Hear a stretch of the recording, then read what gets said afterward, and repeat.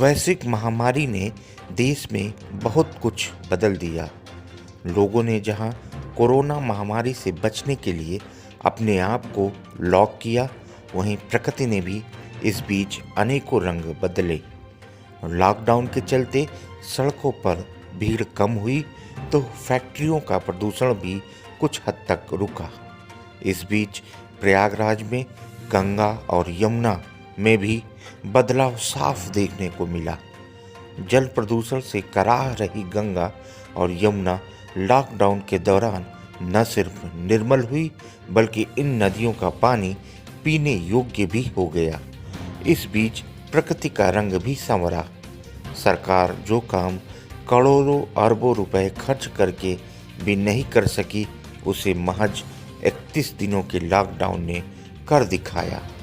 गंगा और यमुना का पानी साफ तो हुआ ही, उसमें ऑक्सीजन की मात्रा भी बढ़ी। इस दौरान शहर की आबो हवा में भी व्यापक परिवर्तन आया। प्रयागराज की जिन सड़कों पर वायु और पर्यावरण प्रदूषण के चलते निकलना मुश्किल हो चला था, वहाँ शुद्ध हवा और पक्षियों का कलरव दूर तक पहुँच रहा है। पर्यावरण विशेषज्ञ भी प्रकृति के इस बदलाव से काफ़ी खुश हैं। इलाहाबाद विश्वविद्यालय के पर्यावरण विशेषज्ञ AR सिद्दीकी कहते हैं कि लॉकडाउन में पृथ्वी को एक नई संजीवनी मिली है। गंगा और यमुना के निर्मल होने से साधु संत भी काफ़ी खुश हैं, लेकिन वो चेतावनी भी देते हैं कि लोग प्रकृति की शक्ति को नज़रअंदाज न करें।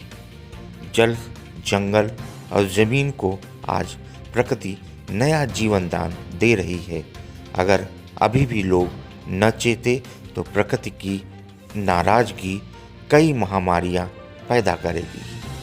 मॉडरेट का आंकड़ा दिखा रहा है, जो आज से 50 या 60 साल पहले अगर जब जनसंख्या कम थी तो उस स्थिति को दिखा रहा है। तो ये जो त्रासदी जो हम लोग झेल रहे हैं और ये जो प्रकृति की तरफ से जो ये कोविड-19 जो इंसानी समाज जो इस चुनौती को सामना कर रहा है, उसके लिए एक नसीहत है कि आने वाले दिनों में अगर हमको पर्यावरण को बचाना है तो इसको जो हम विदोहन कर रहे हैं और भावी पीढ़ियों को ध्यान में दिए हुए बिना, तो उस विदोहन को हमको किसी भी प्रकार से नियंत्रित करना है, ताकि आने वाले दिनों में हम भावी पीढ़ियों को सुरक्षित कर सकें। जल का प्रदूषण, जैसे आपने सुना होगा कि इसके लिए 4000 करोड़ का एक प्रोजेक्ट चल रहा है, और आज देखेंगे तो यमुना और गंगा जैसी पवित्र नदियों का जब पानी का सैंपल लेंगे तो इसका BOD लेवल जो भी कम हो गया है और नॉर्मल की स्थिति में लगभग है।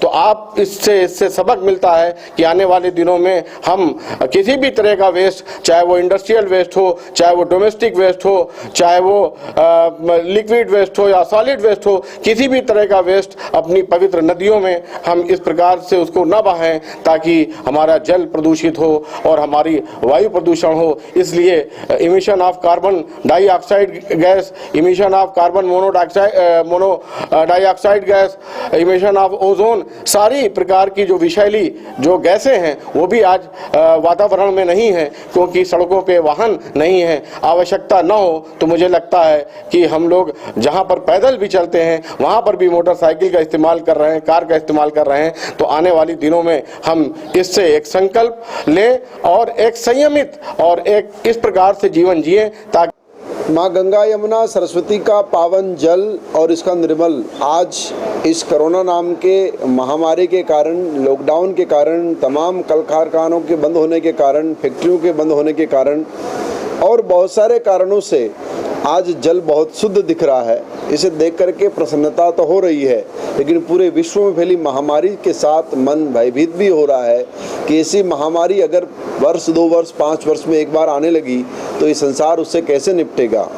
सनातन पद्धति सदैव ऐसी महामारियों से, भयंकर भीषण प्रकार के षड्यंत्रों से निपटने के लिए एक ही मात्र उपाय बताती है, अपने इष्ट आराध्य देवता का पूजन और प्रकृति के साथ मधुर संबंध।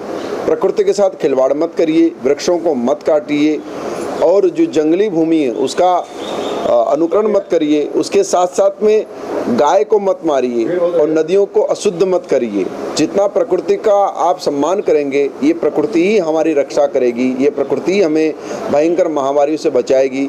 इसलिए ये कोरोना नाम की महामारी के कारण हम मानवों को एक संकेत मिला है कि हम प्रकृति के साथ खिलवाड़ ना करें, अप्राकृतिक ना बने, कल कारखानों से आगे बढ़ने की होड़ में हम प्रकृति का नाश ना करें, ताकि ये प्रकृति हमारा नाश ना करे और समय आने पर जैसे हम इसकी रक्षा करें ऐसे ही ये हमारी रक्षा करे।